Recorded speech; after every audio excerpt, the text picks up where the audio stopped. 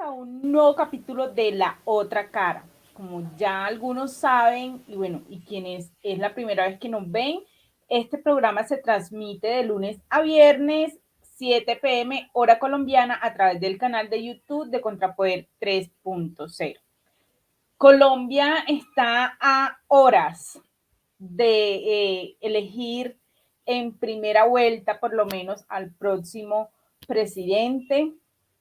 Las fichas y las barajas se siguen moviendo, siguen llegando apoyos a diferentes candidatos y bueno, esperemos que el día domingo sepamos elegir y no vayamos nosotros a cometer el error que cometió Chile, que cometió Venezuela, que cometió Perú, México, en fin.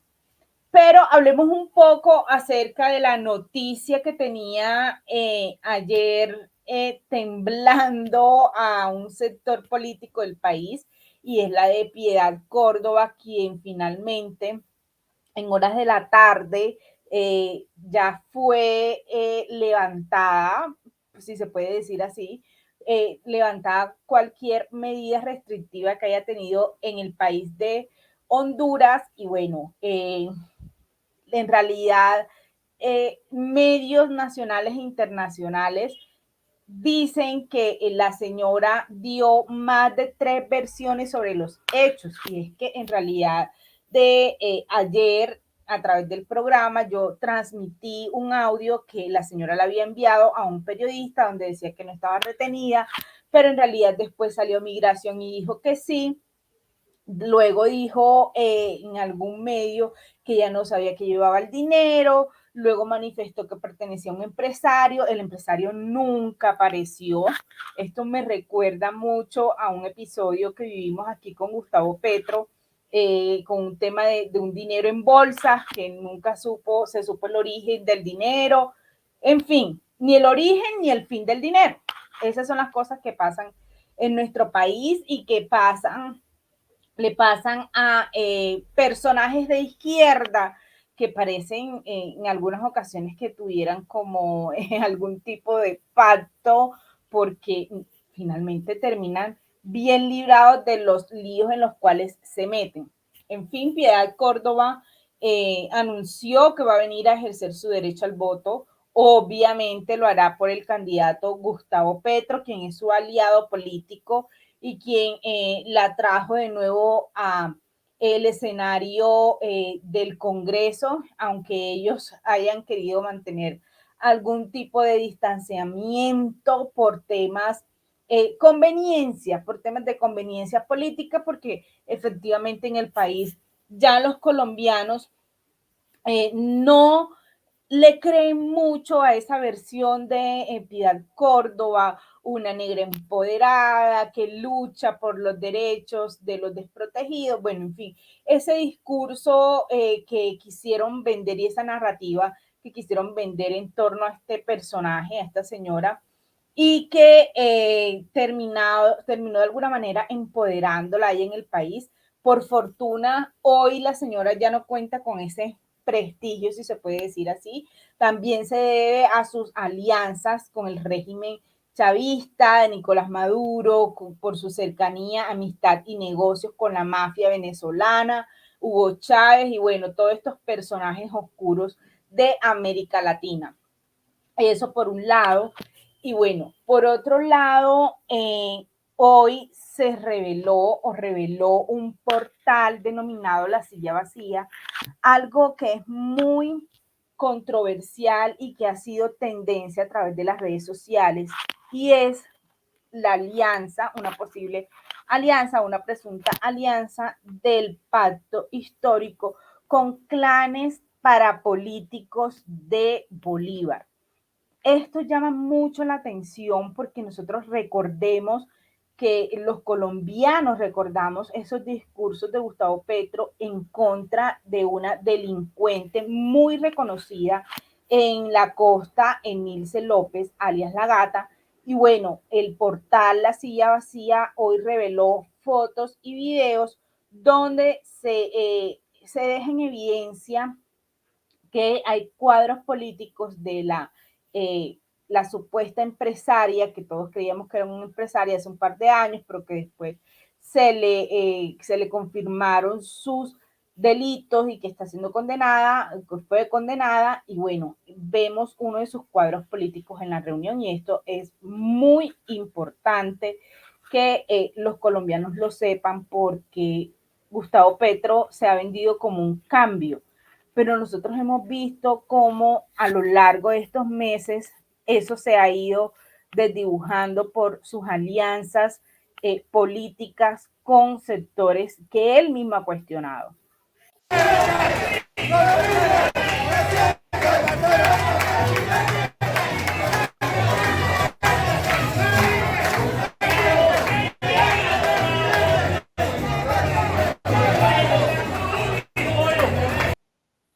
Bueno, nosotros en esas imágenes vimos un personaje que se acerca a Roy Barreras a saludarlo, y es este señor de la camisa verde. Ese es uno de los líderes políticos de Emilce López, alias La Gata, en la costa. Ellos habían anunciado que supuestamente se iba a adherir un importante número de conservadores, es decir, de miembros de este partido de Colombia, pero resulta que horas después se conocieron estas imágenes que evidencian una vez más que Gustavo Petro tiene hambre. Gustavo Petro tiene hambre de llegar a la presidencia, tiene ansias de sentarse en la Casa de Nariño, y esto se debe no a que quiere mejorar el país, sino a que quiere de alguna manera imponer unas ideas que históricamente han sido catalogadas o que se han demostrado que ha fracasado. Pero miren que aquí en Colombia está sucediendo algo particular que de pronto no se vio en Venezuela, y es que Hugo Chávez, cuando llegó al poder, lo hizo de forma violenta inicialmente. Luego, cuando ya se dio cuenta que no podía a través de las armas, lo quiso hacer de forma democrática, y esto es porque él y Fidel Castro, bueno, se dieron cuenta que ya en América Latina este tipo de revoluciones armadas no funcionaban, y que necesitaban utilizar la misma democracia o el voto, la aceptación de las personas para llegar al poder e instalar sus dictaduras. Esto nos lleva a reflexionar sobre algo, y es que Gustavo Petro, nosotros hemos visto que ha realizado cualquier tipo de alianzas, e incluso de manera pública y descarada, con clanes corruptos que no solamente han robado recursos en algunas regiones del país, sino que están inmersos en delitos que en realidad son delitos que no son menores, delitos como homicidios, parapolítica, porque estos personajes que nosotros vimos reunidos hace unos minutos en ese video, también hacen parte de un parapolítico condenado por el pacto de Israelito. Entonces, nosotros en realidad lo que estamos viendo aquí es un pacto criminal que se vende como cambio, pero que en realidad lo que está realizando es un pacto mafioso para llegar a la Casa de Nariño. Y si los colombianos analizan, nosotros vamos a tener allá en el poder no a Gustavo Petro y un modelo socialista, no, más allá de eso, unas ideas y unos personajes que terminan combinando ideas fracasadas con delitos. O sea, nosotros vamos a ser gobernados y cogobernados por mafiosos, por terroristas, por delincuentes, porque Gustavo Petro se ha rodeado de parapolíticos, de ELN, ha recibido el apoyo público de un grupo terrorista que hace unos días instauró un carro bomba donde asesinaron a una niña en Bogotá. Entonces, nosotros estamos viendo cómo allá se pretende instaurar en realidad o cogobernar con Gustavo Petro una mafia. Yo creo que en Venezuela esto se vio unos años después porque yo no creo que en Venezuela hayan tenido un antecedente de que Hugo Chávez de pronto sí era apoyado por Fidel Castro, por las FARC, pero en Venezuela como tal, por una mafia como la que está apoyando a Gustavo Petro, en realidad no creo que haya surgido ese apoyo como está surgiendo aquí. Y eso en realidad cuestionable. Adicional a esto, hoy anunció Gustavo Petro que Iván Velázquez, un ex magistrado reconocido por haber sido expulsado de Guatemala, un ex magistrado designado para temas de corrupción.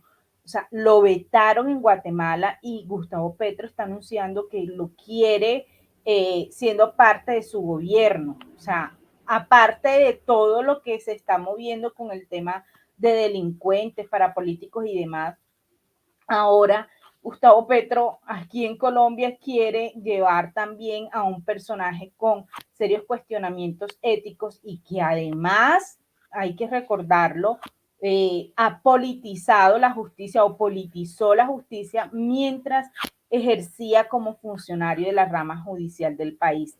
Y esto lo digo porque recordemos también para quienes no conocen, alias el Tuso Sierra, un ex paramilitar, en algún momento anunció que este magistrado había viajado a Estados Unidos junto con Iván Cepeda, Piedad Córdoba, que es la reina de los entramados judiciales también, y estos personajes viajaron a Estados Unidos para decirle al Tuso Sierra que si declaraba en contra del presidente Álvaro Uribe, entonces le daría algún tipo de beneficio, pero que adicional a esto le informó al mismo Tuso Sierra que sus diferencias políticas con el presidente Álvaro Uribe venían desde la universidad, desde cuando eran universitarios.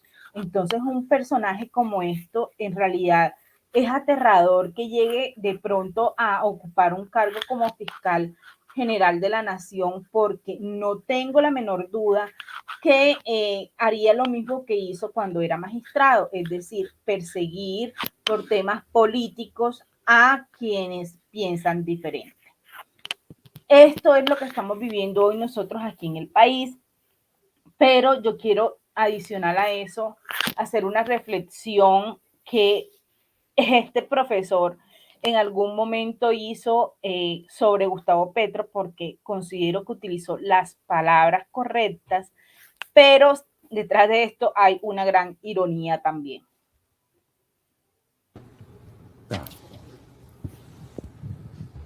Petro es un personaje muy odioso en su personalidad,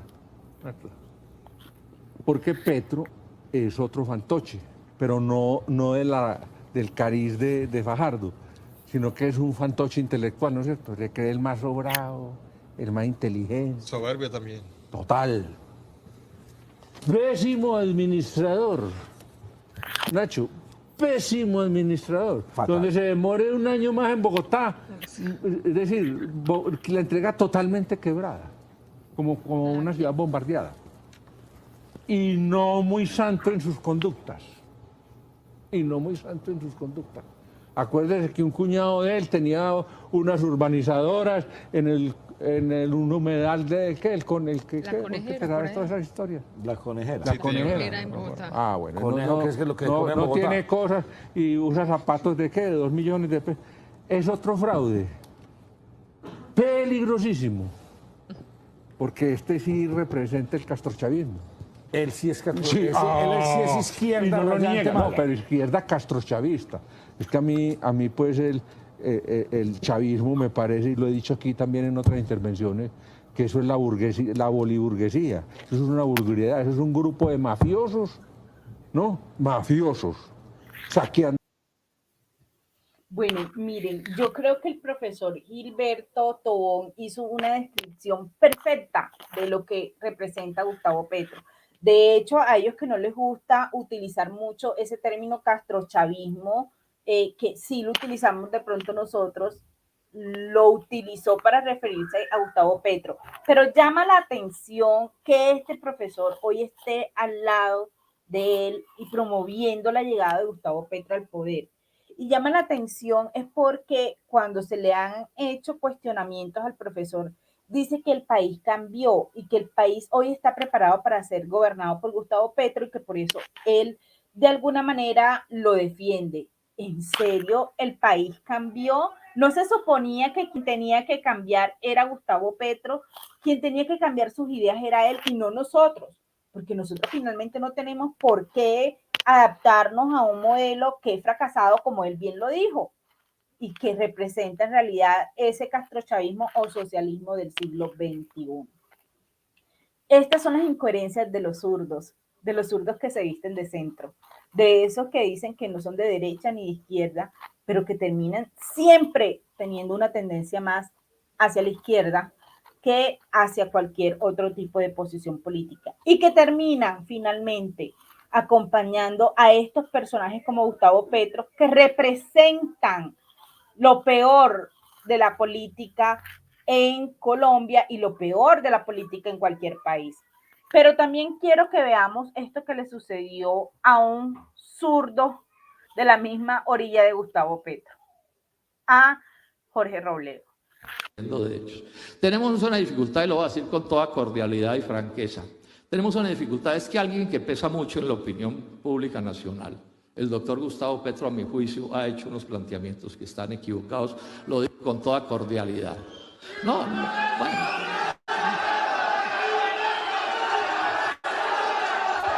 Por favor, les pido que respetemos las ponencias.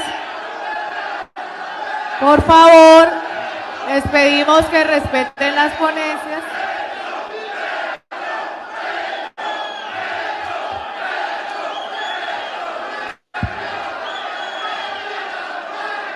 Por favor.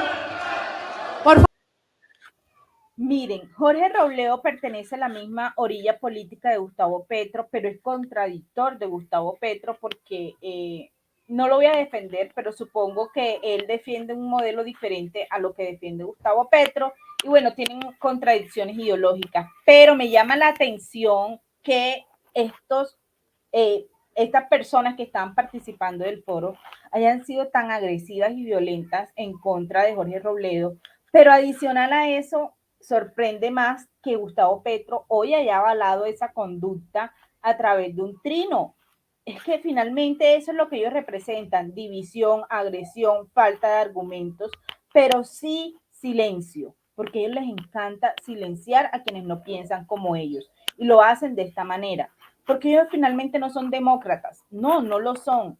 Gustavo Petro no puede decirle hoy a los colombianos que es un demócrata, que defiende la democracia, que va a defender valores, nuestros valores republicanos que tanta sangre le han costado a nuestro país y tantos años de lucha, cuando él es un personaje que utilizó las armas para imponer sus ideas, pero que adicional a eso, él también justificó haberse alzado en armas, como todo buen terrorista, guerrillero, zurdo, justificó la toma de armas, justificó los secuestros, justificó todos esos desmanes que hizo el M-19 en nombre de causas justas como, no sé, como los pobres, pero terminaron secuestrando a personas supuestamente para financiarse, pero adicional a eso, no cumplieron con ese fin, sino que terminaron siendo los aliados de Pablo Escobar.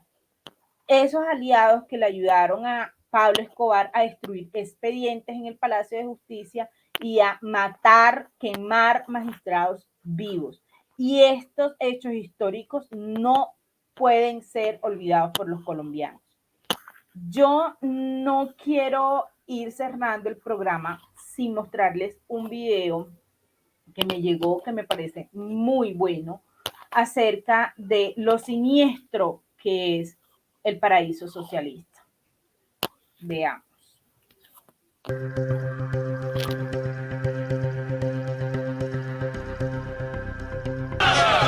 todas las empresas de la compañía de teléfono, todos los bienes, por supuesto, y empresas de la Texaco y de la ESO, la Sinclair. Un edificio que tiene comercio privado de joyería. Expropiese. De acuerdo. Y aquel edificio allá en la esquina. También son edificios que tienen locales comerciales.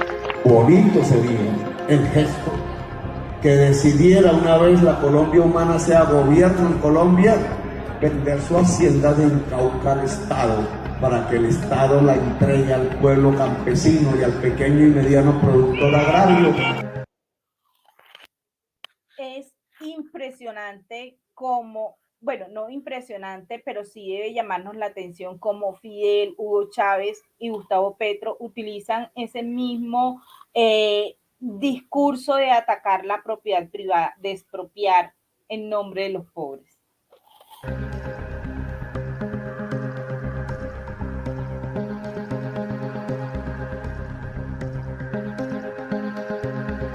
Fidel Castro ayudó al M-19 en muchas de sus intervenciones en Colombia. E incluso, hay que decirlo, en Cuba se entrenaron tropas del M-19. Y cuando vimos al pueblo sublevado, nos sumamos al pueblo sublevado, a miles de kilómetros de mi familia, sin que nadie supiera los peligros que yo estaba corriendo. Sin embargo, me mantuve allí, en primera línea, junto con los colombianos.